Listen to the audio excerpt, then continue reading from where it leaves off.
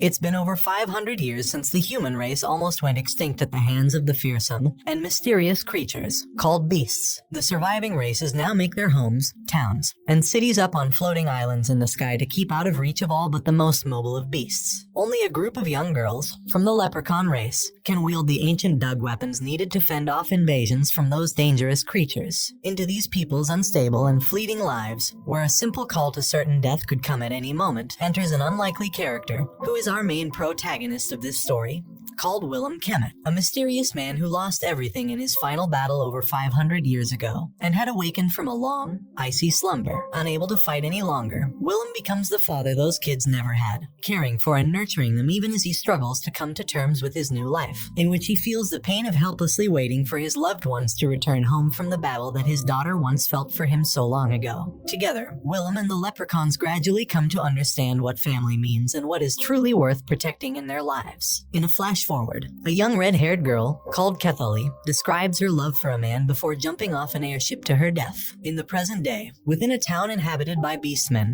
Kethalie, now with blue hair, runs through a marketplace chasing after a cat that has stolen her pendant. She slips off a bridge, but is caught and saved by a man who also recovers her pendant. To avoid hostility from the beastmen, Kethalie spends the day with Willem before being escorted away by mysterious guards led by a lizard man. Later, Willem ventures to a pub where he is given military work to be the caretaker of an armory on a floating island, which he reluctantly accepts. Arriving late at night, Willem is confused to find that the island, rather than holding weapons, is instead the home to several young girls, including Kethalie, who is noticeably older than most of them, and whose maid is a troll acquaintance of his called Niglatho. Willem has little experience with kids, so he decides to stay on the job despite previous hires having quit after just one day. Just as he is getting ready for bed, Kethalie reveals that the reason the armory doesn't hold weapons is because the girls are the weapons. We then discover in a flashback, 526 years earlier, a teenage Willem is tended to by a young girl who refers to him as her father just before a grand battle. It is then revealed that Willem never returned home, and within a year humanity became extinct. Willem introduces himself to all the girls, but they cower from him due to never having spent time around men. He eventually befriends two of the ones Kethalie's age, called Ithia, and Nephrin manages to win the rest over by cooking for them. Ithia teases Kethalie for having feelings for Willem. While watching the girls play dodgeball, one falls off a small cliff and badly injures her head,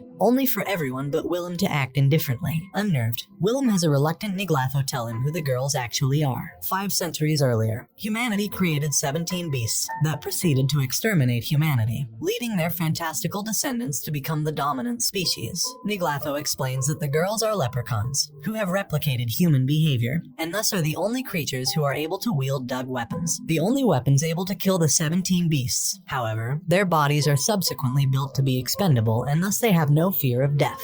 Ithia and Kethalie soon leave for several days to fight one of the beasts, but return safely, picking them up and encountering the lizard man again. Willem tells Ithia that he intends to stay with the girls because they remind him of someone he knew in a similar situation. While tending to Kethalie, she warns Willem that in 5 days' time, the beasts intend to launch a giant ball of energy which can only be destroyed by a suicidal charge from the girls, with her being the one to do so this time. As a final request, she has him kiss her goodnight. Kethalie goes back to sleep, as Willem remembers that someone, a red-haired girl named Lilia. Willem and Nephrin pull an all-nighter in archives looking for a way for Kethalie to avoid death. Upon discovering them in the morning, Kethalie rebukes them for trying to alter her fate, so Willem takes Kethalie outside for a sparring duel. With both wielding dug weapons, Willem handily defeats Kethalie, explaining that the leprechaun's unrefined fighting technique and their lack of knowledge about the dug weapons is what prevents them from greater success. This angers Kethalie, as it would mean their sacrifices were for naught, only for Willem to suddenly collapse from internal bleeding. Niglatho manages to stabilize him. Later at night, she explains to the girls that she found Willem's petrified state frozen in ice years earlier, and managed to thaw and cure him.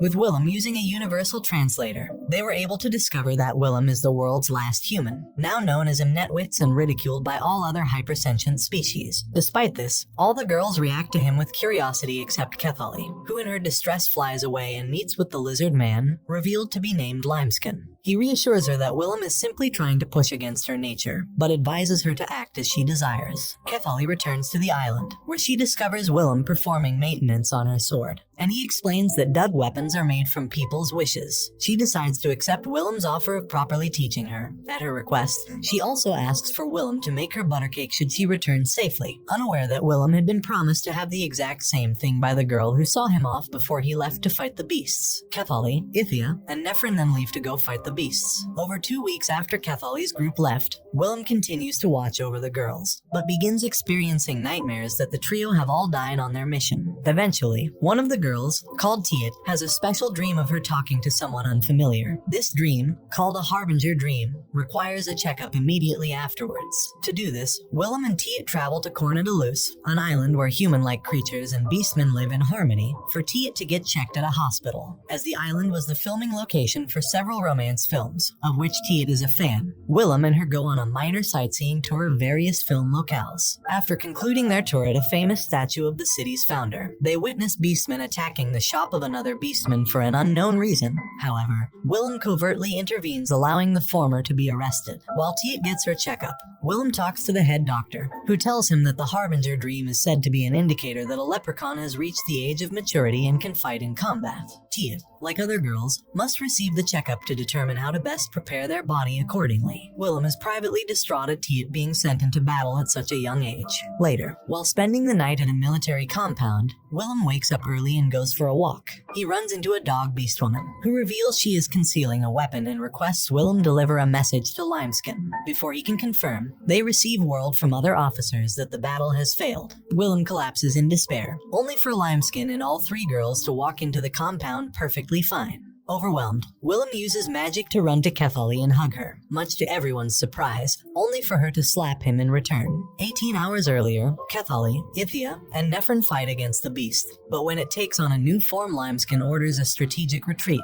forcing the island in question to be abandoned. Kethali attempts to disobey this and keep fighting, but she suddenly experiences a vision of a young girl speaking cryptic, haunting words that briefly turns her eyes red. In the present, while they update Willem on the events, Kethali blames herself for not going through with the suicidal attack, but Nephrin consoles her. They are interrupted by the dog beast woman Willem encountered, revealed to be Limeskin's friend's daughter Fyra. She gives Limeskin evidence of death threats against her father, Corna de Luz's mayor, due to his support of racial integration, by a group of supremacists known as the Annihilation Knights. She asks for military support at an upcoming rally, but everyone in the room, though sympathetic, declines due to military policy forbidding them from interfering in local affairs, and also to avoid escalating the conflict. Despite their rejection, Fyra still accompanies Willem and the leprechauns as they retrieve Tiet, then proceeds to treat them to lunch and take them on the sightseeing tour Willem earlier promised Tiet. During the tour, Kethali continues to have the visions she experienced during the battle, but decides not to tell the rest. Later, Willem notices the Annihilation Knights are following them with the intent of kidnapping Fyra. He and the girls lure them into an alley, where he proceeds to handily defeat them by using magic to lethally flip coins at him, then has them arrested.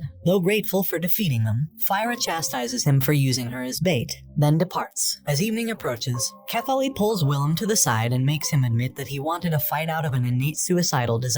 Willem then further admits that though longing for death with the absence of the people he left behind, he has found a potential new family in the girls, explaining his earlier reaction and hug. Hearing this, Kethali realizes she is in love with him. Just as they are about to leave, Willem is approached by an officer who tells him that someone called Sawang would like to meet with him. Recognizing that name, Willem sends the girls home without joining them. Kethali and the other fairies return to the warehouse, while Willem went to meet his old friend, the great sage, Sawang, who fought alongside him in his old life, and is still alive for centuries by a self-inflicted curse. The two of them reminisce about the past. Sawang is happy to see Willem and tells him about a plan to retake the surface from the 17 beasts. Willem's ability to repair the dug weapons is key to Sawang's strategy, but he refuses to help with a plan that would send more fairies into battle. Back at the warehouse, Kethali suffers a mental breakdown from using her powers too much. While lying unconscious in her bed, she has a vision that could be the first step in a tragic series of events. 2 fairy soldiers, Naft and Rantalk, are on a mission to escort a group of salvagers to the surface. There, they met one of Willem's friends, called Grick, pondering about the beasts that are related to their own reasons for being. Rantalk begins questioning them to Grick. Willem was summoned to the military base on Island 49 regarding the situation with the salvagers on the surface. Much to Willem's displeasure, he was ordered to send 1 fairy soldier from the warehouse to the surface. Kethali wasn't sure if she can keep her individuality. Ithia came to her and revealed that Kethali wasn't the only one that had problems with memories from her previous life. Ithia began telling a story about a certain girl whose individuality was eroded by her past life's memory. Willem met with Rantalk and Nuft and immediately provided maintenance for the poison in their body. Even so, Rantalk still cannot trust the sole survivor of the Imnetwit who was wiped out by the 17 beasts, still being a bit awkward due to the proposal from the previous day. Willem and C.H. Tolley met up with Grick to check up on the ruins of Willem's birthplace, Gomag City. All of a sudden, a huge earthquake happened and a swarm of Timer appeared. Nefrin, Rantalk, and Nuff fought back against the swarm of Timer, but their overwhelming numbers gradually pushed the fairies into a corner. Willem enters the fray and fought the Timer with his wounded body. In her last moment, Kethali asked one last request to Elk,